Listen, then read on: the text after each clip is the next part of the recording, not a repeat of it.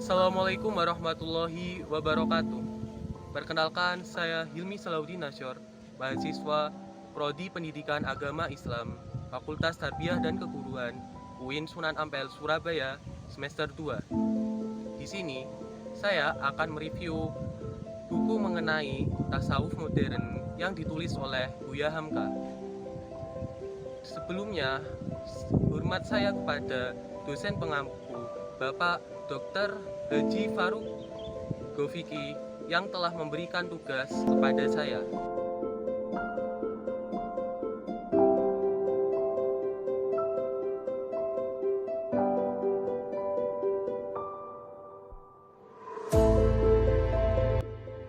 Buku Tasawuf Modern dari Buya Hamka sendiri, menurut saya sebagai pereview sangatlah mengagetkan.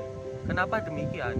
Karena Buya Hamka merupakan seorang ulama yang sering mengkritik ulama-ulama tasawuf dikarenakan pemikiran-pemikiran mengenai teori-teori tasawuf yang sering diberikan oleh para ulama di Indonesia. Di dalam buku Akhlak Tasawuf Modern ini, saya mencari di berbagai sumber, mencari di berbagai toko yang ada di sekeliling rumah saya, dan akhirnya alhamdulillah saya mendapatkan satu buku, yaitu Tasawuf Modern dari Buya Hamka. Kemudian saya melihat bagaimana isi dari tasawuf modern yang ditulis oleh Buya Hamka.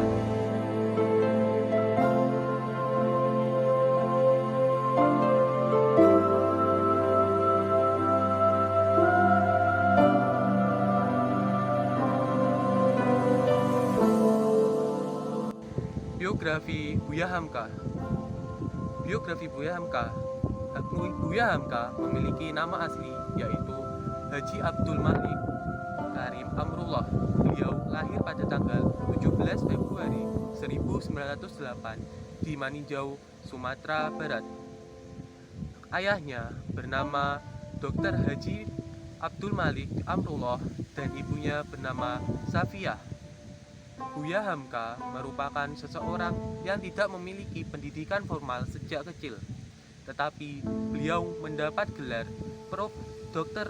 Kausa dari Universitas Al-Azhar dan Universitas Dr. Sutomo Beragama. Kenapa beliau bisa mendapatkan suatu gelar dari universitas terbuka? Beliau sejak kecil selalu membaca yang namanya buku-buku ilmu mengenai pengetahuan Islam dan pengetahuan agama. Maka dari itu, sejak kecil beliau sudah memiliki berbagai pengetahuan mengenai dunia pengetahuan Islam dan agama-agama lainnya, meskipun beliau tidak mengikuti pendidikan formal. Buku Tasawuf Modern dari Buya Hamka menjelaskan bagaimana tasawuf itu sendiri. Berbeda dengan buku-buku tasawuf yang dicetak oleh ulama-ulama lainnya, seperti halnya mengenai teori, sejarah, asal sebab tasawuf, dan lain sebagainya. Berbeda dengan buku Buya Hamka ini. Dalam bukunya mengenai tasawuf modern ini, beliau lebih menekankan mengenai aspek kebahagiaan. Jadi, menurut di dalam buku tasawuf modern ini, yang lebih dibahas yaitu kebahagiaan menurut tasawuf di dalam Islam. Sebelumnya banyak sekali buku-buku yang dikarang oleh ulama-ulama tasawuf, tetapi lebih banyak memiliki isi mengenai sejarah tasawuf, teori-teori tasawuf, aliran-aliran tasawuf, tanpa melihat sisi tasawuf lainnya. Maka dari itu saya sebagai pereview sangat berkesan mereview buku ini dikarenakan tasawuf modern dari Buya Hamka sendiri sangatlah berbeda dari buku-buku ulama tasawuf lainnya. Tasawuf modern dari Buya Hamka yang menjelaskan mengenai substansi kebahagiaan itu sendiri. Beliau menjelaskan bahwa di dunia ini banyak sekali manusia yang ingin mencapai dalam hakikat kebahagiaan. Namun, apakah mereka mengetahui hakikat kebahagiaan yang sebenarnya? Maka dari itu, Buya Hamka menulis buku tasawuf modern ini yang menjelaskan mengenai hakikat kebahagiaan menurut tasawuf Islam.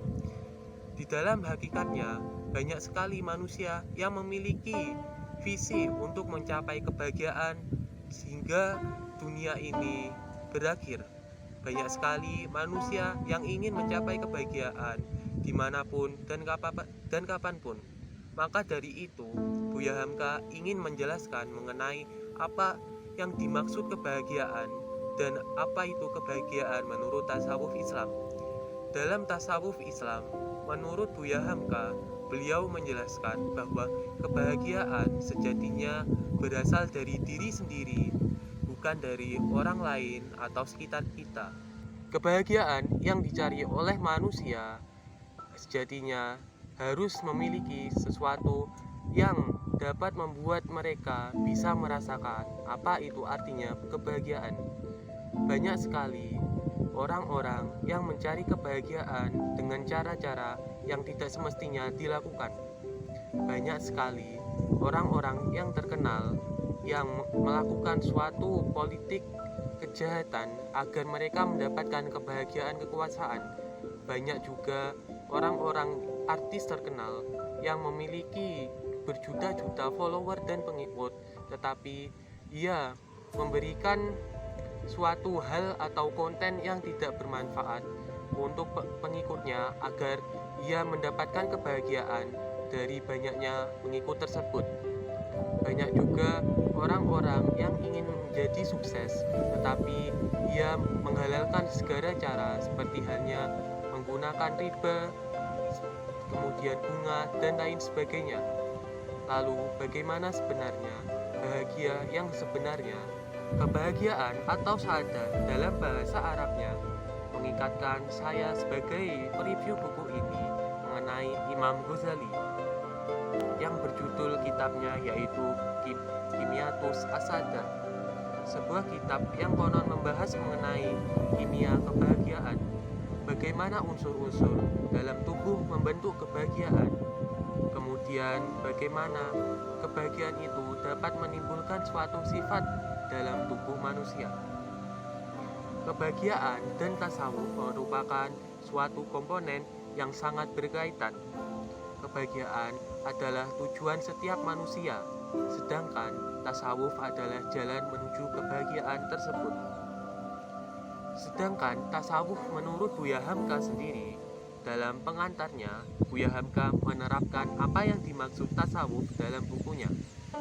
Beliau ingin menegaskan seperti apa tasawuf yang harus dilakukan oleh para ulama saat ini. Seperti halnya Syekh Junaid, beliau menjelaskan tasawuf ialah keluar dari budi perangai yang tercela dan masuk kepada budi perangai yang terpuji. Sehingga saya sebagai preview menyimpulkan bahwa tasawuf yang dimaksud oleh Buya Hamka adalah berkaitan dengan akhlak yang baik, bukan pada ritual-ritual pada perilaku orang-orang tasawuf seperti halnya yang dilakukan oleh ulama dahulu. Maka dari itu, Buya Hamka menegaskan di sini bahwasanya tasawuf merupakan suatu bentuk akhlak baik, bukan merupakan ritual-ritual yang dilakukan oleh ulama-ulama zaman dahulu. Kalau dalam pembahasan tasawuf seperti halnya dulu lebih menekankan mengenai ritual, adat, dan istiadat, maka Buya Hamka sendiri dalam bukunya mengenai tasawuf modern lebih menekankan mengenai tasawuf akhlaki, yaitu tasawuf mengenai akhlak-akhlak yang harus dimiliki oleh seorang manusia agar memiliki substansi kebahagiaan. Buya Hamka juga mengkritiki secara halus kepada para pelaku tasawuf yang terlalu berlebihan dalam memandang dunia. Sebagai refleksi sikap zuhud, tasawuf kadang memaknainya dengan meninggalkan dunia secara sepenuhnya. Namun, apakah hal tersebut secara logis dapat masuk ke dalam bidang pengetahuan Islami? Buya Hamka memberikan gambaran mengenai peradaban Islam pada abad Abbasiyah. Kala dunia Islam memiliki pengetahuan dan pusat ilmu yang sangat memiliki masa-masa kejayaan. para raja ketika itu sedang lebih berkonflik kepada kekuasaan. Kemudian para ulama terlalu dalam perdebatan mengenai keilmuan. Kemudian para tasawuf memiliki pemikiran ketika pada zaman Abbasiyah ia meninggalkan dunia, sehingga ketika pasukan Mongol menyerang dinasti Abbasiyah, mereka tidak bisa menghadang pasukan tersebut, sehingga ketika masa kejayaan Islam pada dinasti Abbasiyah hancur lebur dikarenakan zuhud yang dilakukan oleh para ulama tasawuf sendiri.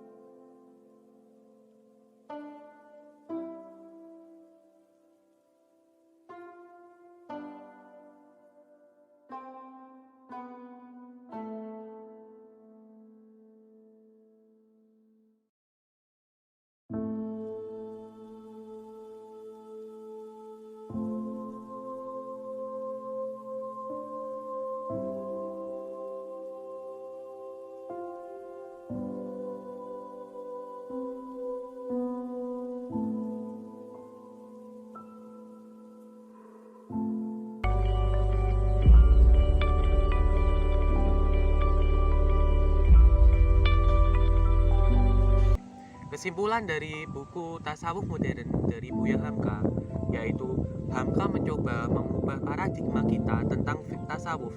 Tasawuf yang biasa diidentikan dengan berpakaian yang lusruh, pasrah, dan mengasingkan diri, tidak beristi, bahkan sampai mengharamkan apa yang dilakukan oleh Allah, menjumpai harta, tidak mencari rizki, melatar belakangi permasalahan dunia, dan sebagainya. Sehingga kita ketika musuh Islam datang, tidak ada lagi senjata untuk menangkis kedatangan mereka seperti yang kita saksikan di kota Baghdad, Irak saat ditaklukkan bangsa Mongol yang dipimpin oleh Hulagu Khan. Islam tidak seperti itu. Zuhud yang seperti itu bukanlah bawaan Islam. Semangat Islam adalah semangat berjuang, berkorban, bekerja, bukan semangat malas-malasan, lemah, dan pasrah. Islam adalah agama yang menyeru umatnya mencari rezeki dan mengambil kemuliaan, ketinggian, dan keagungan. Buku ini menggambarkan bahwa kehidupan dunia juga penting untuk mencapai ma'rifatullah. Jadi, tasawuf lebih kepada membersihkan jiwa, mendidik dan mempertimbangkan derajat budi, menekankan segala keluasan dan kerakusan, dan yang paling terbesar adalah memerangi syahwat demi ketenangan jiwa.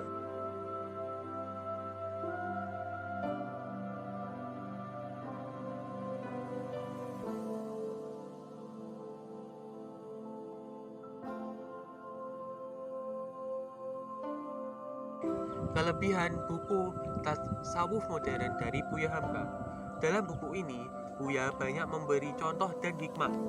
Buya tidak langsung menghakimi seorang sufi itu seperti apa, tapi lebih pada menebarkan kepada pembaca seperti apa pendapat filsuf dan ulama Islam tentang sufi itu sendiri. Membuka logika kita dan mulai merujuk kepada satu pendapat, sehingga pembaca dan pereview tidak terkesan dihakimi atau didawai. Jadi wajar buku ini masih diterbitkan berulang kali sejak 1948 hingga kini dikarenakan manfaat yang didapatkan dari buku ini. Ditambah juga judul Tasawuf Modern yang membuat para pembaca terpancing untuk mengetahui bagaimana bentuk tasawuf ala modern. Tasawuf yang dahulunya hanya dihubungkan dengan suluknya orang-orang dahulu menjauhi kehidupan dunia, sehingga menjadi pernyataan apakah ada konsep tasawuf modern pada saat ini. Sejatinya tasawuf modern itu mengembalikan definisi tasawuf kepada arti yang sesungguhnya, sehingga makna tasawuf yang sudah bergeser kembali pada aslinya. Dengan begitu, tasawuf bukanlah sesuatu yang mesti dipertentangkan oleh umat Islam. Kekurangan buku dari Tasawuf Modern Buya Hamka yaitu buku ini dari segi bahasa ada sedikit campur dengan buku bahasa Minang.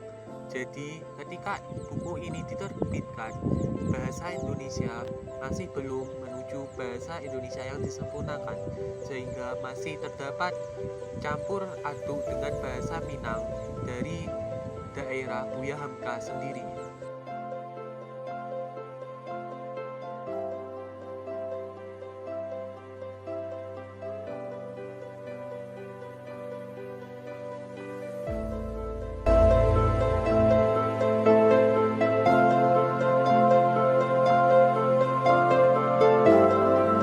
Alhamdulillahirrahmanirrahim. Demikian review tasawuf modern dari Buya Hamka. Semoga kita bisa mendapatkan hikmah dan amanat dari Buya Hamka secara langsung dari buku tersebut.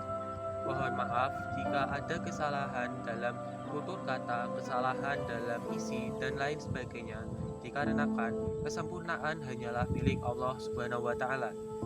Sekian dari saya, wabillahi taufik wal hidayah. Wassalamualaikum warahmatullahi wabarakatuh.